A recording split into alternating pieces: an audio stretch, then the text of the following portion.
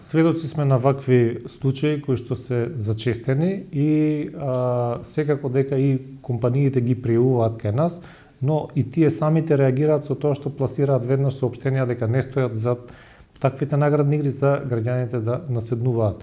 И ви благодарам што имаме можност да зборуваме за ваквата проблематика и на овој начин повторно да упатиме порака до граѓаните, да не наседнуваат на вакви измами, затоа што можат да бидат со последици по нивните финансии. Токму поради тоа ние како Министерство за внатрешни работи постојано упатуваме апели за внимателност, затоа што доколку постои таква наградна игра, таа ќе биде соопштена соодветно од компанијата, а не вака преку лажни профили кои што најчесто се изработуваат во странство и потоа се праќа до потенцијалната жртва, до граѓанинот, каде што се кажува дека има наградна игра и се бара од граѓанинот, односно од корисникот на социјалната мрежа, и да ја сподели таа наградна игра, зашто е можно повеќе да се шири таа измама.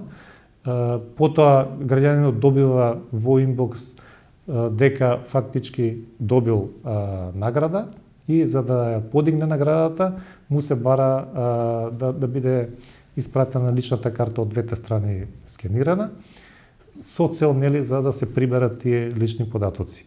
Но апелирам, никако не испраќајте лични податоци, внимавајте, ние мораме прво самите да се заштитиме. Не можеме да ги даваме личните податоци преку социјални мрежи. Не смееме. Затоа што не знаеме кој стои од другата страна и тој може да ги злоупотреби тие лични. Ова настрана од компаниите, колку од друга страна пак граѓаните пријавуваат дека биле измамени од вакви лажни? Имаме и такви пријави. За среќа досега немаме со финансиски последици, но најчесто пријавуваат кога ќе сватат дека се измамени, токму да се заштитат од такви измами, и имаме пријави, значи, и од граѓаните и од компаниите.